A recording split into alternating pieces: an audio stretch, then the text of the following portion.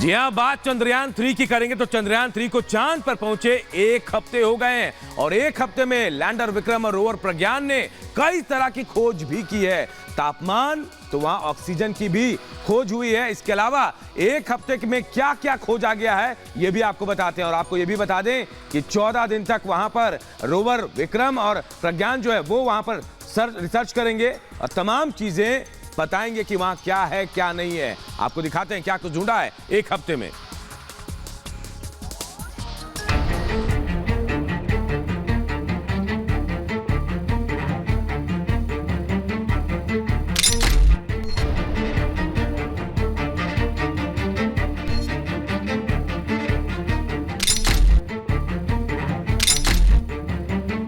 ये तस्वीर चांद से आई है जो आपको भी गर्व से भर देगी। इस बार रोवर ने लैंडर विक्रम की तस्वीर भेजी है। पिछले 7 दिनों से प्रज्ञान चांद पर चहलकदमी कर रहा है, नित नए खोज कर रहा है। चंद्रयान 3 ने चांद पर हीरे मोती से भी बड़ा खजाना खोज निकाला है। ऐसा खजाना जो पूरी दुनिया नहीं खोज पाई, वो चंद्रयान 3 ने कर दिखाया है। पहले तो चांद के दक्षिणी ध्रुव पर उतरना अपने आप में बड़ी कामयाबी है, लेकिन विक्रम और रोवर ने वो कर दिखाया है जिसकी किसी को उम्मीद नहीं थी। चंद्रयान 3 ने चांद पर ऑक्सीजन की खोज कर ली है, यानी अब चांद पर जीवन की संभावना और बढ़ गई है। उसके जो इनिशियल फाइंडिंग्स बाहर आए हैं उसमें स्पष्ट दिख रहा है कि अलग अलग स्पेक्ट्रल लाइंस, अलग जो मिनरल्स की होती है तो उसका एलिमेंटल कंपोजिशन पता लगता है, सॉइल कैसी है, वहाँ की ज़मीन कैसी है। तो उसमें जो खासकर बात बाहर आई है कि सल्फर की जो स्पेक्ट्रल लाइन है वो क्लियर दिखती है, जो पहले अन्य जगह पे उतनी क्लैरिटी से नहीं दिखती। तो वो साउथ पोल पे जो भी ज़मीन उन्होंने एनालिसिस की उसमें सल्फर का प्रेजेंस क्लियरली दिखता है। तो ये अपने एक अलग प्रकार की और एक अलग तरीके की खोज कही जाएगी जिसमें सल्फर का स्पेक्ट्रल कंपोजिशन पता लगता है। चांद पर विक्रम और रोवर ने सिर्फ ऑक्सीजन नहीं खोजी है, आयरन, सल्फर जैसे 9 खनिजों को खोजकर उसने चांद पर जीवन के सूत्र खोज निकाले हैं। चलिए आपको बताते हैं पिछले 7 दिनों में चंद्रयान 3 ने कौन से 7 कमाल किए हैं। 23 अगस्त को लैंडिंग के बाद लैंडर से रोवर बाहर निकला। 25 अगस्त 2023 को रोवर ने चंद्रमा पर चहलकदमी की। 26 अगस्त को लैंडर ने चंद्रमा का तापमान मापा। 27 अगस्त को गड्ढे से बचने के लिए रोवर ने नया रास्ता बनाया। 28 अगस्त को रोवर ने चंद्रमा पर खनिज की खोज की और 30 अगस्त को रोवर प्रज्ञान ने लैंडर विक्रम की तस्वीर भेजी। प्रज्ञान रोवर को ऑक्सीजन के अलावा भी वहाँ पे कुछ इंटरेस्टिंग चीज़ें मिली हैं, कुछ मेटल्स मिले हैं जैसे कि एल्युमिनियम, क्रोमियम और आयन यानी लोहा। मेटल्स बहुत इंपॉर्टेंट हैं। हम सब अपने जीवन में बहुत सारी मेटल की चीज़ों का इस्तेमाल करते हैं।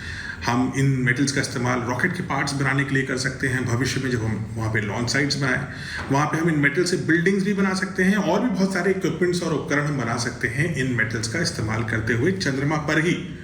साथ ही साथ हमने पाया कि प्रज्ञान को वहाँ पर सिलिकॉन मिला है। तो सिलिकॉन के जो कंपाउंड्स हैं वो धरती की मिट्टी जैसी, हम चंद्रमा पे जब मिट्टी बनाने की कोशिश करेंगे तो इन्हीं कंपाउंड्स का इस्तेमाल करेंगे और शायद इन्हीं को बदलाव करके हम वहाँ पर पेड़ पौधे उगा पाएँ, यानी कि हम वहाँ पर खेती कर पाएँ और अपना खाना उगा पाएँ। अब इसके साथ साथ एक तीसरी चीज़ जो वहाँ इंटरेस्टिंग मिली है वो है सल्फर। सल्फर जो चंद्रमा पर मिली है वो ये दर्शाती है कि बहुत साल पहले, लगभग 3 अरब साल पहले वहाँ पे ज्वालामुखी फटते थे और ये ज्वालामुखी फटते हैं, उसी की वजह से चंद्रमा की भीतर से सल्फर उसकी सतह पर आ गया है। ये एक इम्पॉर्टेंट फाइंडिंग है और इससे भी भविष्य में आने वाली जो स्टडीज़ हैं, जो मिशंस हैं, जो वहाँ रहने के भी मिशन कभी होंगे, उन सब पर इसका प्रभाव पड़ेगा। मतलब चांद पर रोवर अंगद की तरह जमा है और रोज नई खोज करने में जुटा है। वहीं चंद्रयान की सफलता के बाद अब सूर्ययान की बारी है। सूर्ययान को लेकर पूरी तैयारी हो चुकी है। 2 सितंबर को सूर्ययान लॉन्च किया जाएगा। सूर्ययान को रॉकेट PSLV C57 से छोड़ा जाएगा। ऐसे में चंद्रयान 3 की सफलता के बाद अब दुनिया भर की नजरें भारत के सूर्ययान पर है। वैसे सूर्ययान धरती से 15 लाख किलोमीटर दूर तक जाएगा। आदित्य L1 इस दूरी को 4 महीने में पूरी करेगा। धरती से सूरज की दूरी 15 करोड़ किलोमीटर है। अभी तक हम चंद्रमा की तरफ जा रहे थे, हम गए लगभग 4 लाख किलोमीटर, अब हम 15 लाख किलोमीटर जाएंगे सूर्य की तरफ। और L1 जो ऑर्बिट है उसमें अपने आदित्य जो हमारा अंतरिक्ष यान है उसको स्थापित करेंगे और 24 घंटे सूर्य पर नजर रखेंगे। ये जो सूर्य से नजर रखने के बाद जो हमारे रिजल्ट्स आएंगे उसके लिए सारी दुनिया बहुत ही उत्सुक है, क्योंकि सूर्य को समझना बहुत आवश्यक है। हम सबको पता है सोलर फ्लेयर्स होती हैं, इन सोलर फ्लेयर्स और सोलर स्टॉर्म्स होते हैं, इनकी वजह से धरती पे काफ़ी इफेक्ट पड़ सकता है। साथ ही साथ सूरज की सतह को, सूरज के वायुमंडल को जानना बहुत आवश्यक है, क्योंकि सूरज ही हमें वो गर्मी देता है, वो रोशनी देता है जिससे हमारी सारी सभ्यता, सारी मानवता और हर एक जीवित चीज़ जो पृथ्वी पर है वो उसी से चलती है।